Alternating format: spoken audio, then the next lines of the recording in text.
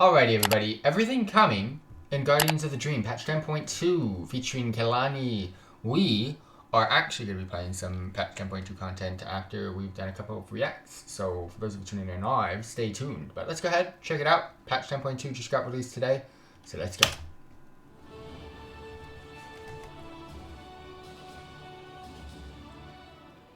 Hey folks, this is Kalani. The Dragonflight story is taking a huge leap forward with the release of patch 10.2 Guardians of the Dream, which goes live on November 7th. We have so much new content coming our way, including a brand new zone in the Emerald Dream with 3 public events to take part in and a new faction to befriend and earn renown with. Season 3 of Dragonflight introduces a new 9-boss raid with a special legendary axe. I believe that stuff gets released next week. For Mythic Plus Keystones, PvP updates, and adjustments to how the gear upgrading system works. Then there are dragon riding updates, class reworks, balance and tuning changes, and more. So let's go through everything coming in patch 10.2 Guardians. Either my headset's off or the microphone Kalani's using is ass cheeks. We're finally heading into the Emerald Seems Dream. so hollow. The zone is a pocket of the dream that surrounds the blossoming world tree of Emir Drasil. It's almost time for the world tree to cross over into the mortal realm, and we need to ensure it stays safe from the invading forces of Farak and the Druids of the Flame. They don't just want to burn another world tree down, they want to corrupt it, twist it, and use it for their own machinations. Who knows what the primal incarnate of fire could achieve with that kind of power? We'll need to rally our forces, push back Farak's army, and secure the heart of Emir Drasil. We're also going to have a new world boss to take on. You can find Orastar, the Hibernator, in the Emerald Dream Zone, and the Furbolg Wild God is not happy that his usual sleep schedule has been upended. If you can survive his sleep-deprived onslaught, you'll earn a chance at some shiny new gear rewards. Give me the loot!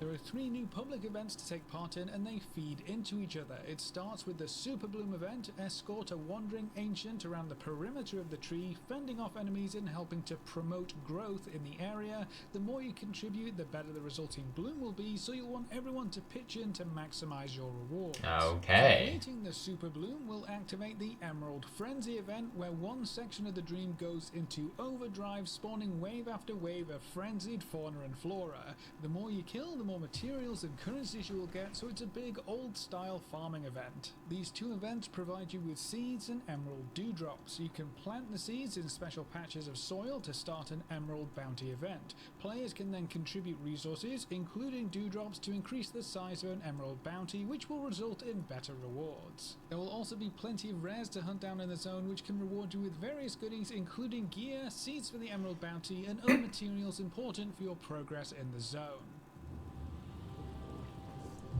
A new zone also brings us a new faction to earn favor with. The Dream Wardens are the resident protectors of the dream. They'll need our help to fight back against the invading forces and return the dream to its once tranquil state. Progressing through the renowned track will unlock new ways to interact with the Emerald Dream. Go all the way to the right. I want to see how many levels we have to do this shit for. For the public events, there are various gear rewards. You can earn Cap 10, please. flight stones, as well as plenty of cosmetics like mounts, dragon riding Ah, shit, I see a 13. pets.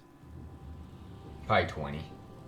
It's not just story content. Patch 10.2 brings us into Season 3 of Dragonflight with all new content and rewards, starting with a new 9-boss raid, Emir Drasil, the Dream's Hope. The primal incarnate of fire, Farak, seeks to corrupt the heart of this new world tree and claim its power for himself. We'll need to push through various defenses of the dream and conquer Farak's invading fiery forces to clear a way to the primal incarnate himself. Stopping Farak is the only way to prevent him from bathing the world in flames. There's another legendary weapon waiting at the end of this raid. If you can take down the primal incarnate, when was our last legendary weapon? Axe, Firelath, the Dream Render. That's going to be a fantastic It's over a decade ago, I addition to bet. any strength user's weapon collection. As for the Mythic Plus system, Season 3 will bring a whole new rotation of dungeons to explore. We'll be delving back into Boo. Boo. Boo. All of it. Boo. The Throne of the Tides, and the Everbloom dungeons. The 2 wings of the Dawn of the Infinite Mega Dungeon also join the roster to give us 8 different Mythic Plus dungeons. Not happy. Hate it. We also have updates for the new PvP season. PvP gear and progression will now use the Flight Stones and Crests upgrading system, so that's in line with every other endgame content type. There's also a new brawl called Battleground Blitz. Yeah. It's a solo queue battleground brawl with smaller teams and a faster pace. And of course, the new season brings us all new tier sets and bonuses to change up how your class or spec works, provide additional effects to certain talents or passives, and gives you several new awesome transmog sets. Warlock set looks okay. A very important change regarding tier sets is that the Revival Catalyst timeline has been adjusted quite dramatically. The Season 3 Catalyst will be available in the very first week, giving you faster access to those important tier set pieces and bonuses. Dude, the microphone's pissing me off. Be returning, giving you access to a heroic item level tier piece of your choice for completing a major milestone achievement. You can clear the new raid on heroic mode, get up to 2000 Mythic Plus score, or reach Challenger 2 or above in rated PvP. That's very easy. In addition to that, the last boss of the Emir Drasil raid will also drop Omni tokens just like Sarkareth did in Season 2. With these 3 options combined, everyone will have more options for obtaining their new tier set in Season 3.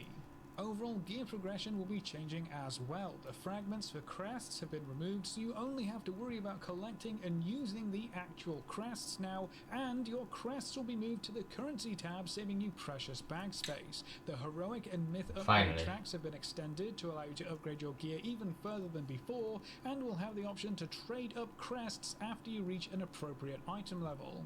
This cracks open the overall gearing potential of every player, and as a bonus quality of life addition, if you have a cap on crests, completing additional content of the same level will automatically reward the next tier down of crests, so you can focus on playing the game.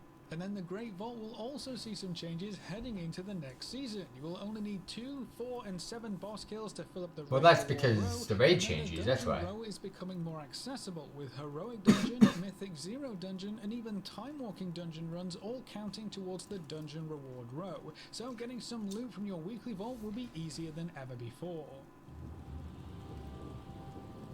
There are also plenty of dragon riding updates to look forward to. The Emerald Dream Zone will have new dragon glyphs for you to seek out and collect, and there are 3 new dragon riding talents to spend them on. Second Wind allows you to generate 1 vigor on demand, and you can have up to 3 charges. Wind's Respite causes aerial halt to now allow you to hover momentarily, so you can plan your next move without falling out of the sky. And Swift Skimming lets you benefit from ground skimming while Thrill of the Skies is active, giving you even more vigor regeneration.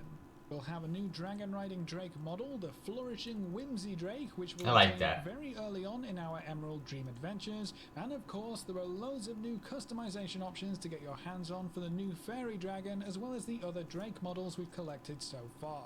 The Dragon Riding Cup events are also expanding to include continents, with Outland, Northland, Pandaria, and the Broken Isles Cups events joining the roster, so we'll be able to race on almost any continent while these events are active. And there's even a new achievement coming in 10.2 that allows you to use the old style of flying and all of your old flying mounts in the Dragon Isles. Why would you want to do that? Dragonflight Pathfinder achievement, you'll be able to choose which flying style you want to use to get around the Dragon Isles. Like, why would anyone want to do that? Patch 10.2 has several large class or specialization reworks as well. All 3 rogue specs will see significant changes to their talent trees with new passives. There's changes for there's tons of changes for warlocks, especially demonology. To their talent tree and how various spells and abilities interact with each other. And the last big rework is for Discipline Priest to make the spec so much work to do tonight. And give it some shiny new tools. There are some big changes also coming for druids, monks, shamans, and demonology warlocks, with smaller balance tuning changes for many classes and specs as well. Of changes. And there are also new customization options for blood elves, new moonkin druid forms and appearances, user interface and quality of life updates, and so much more. With so much new content packed into this patch, there's something for everyone in Guardians of the Dream. But that's everything coming in patch 10.2, so that's it for this video. Thanks for watching, folks. Good luck and have fun, and as always, I will see you next time. Well, it is tonight, so we will be getting in pretty soon. But thank you.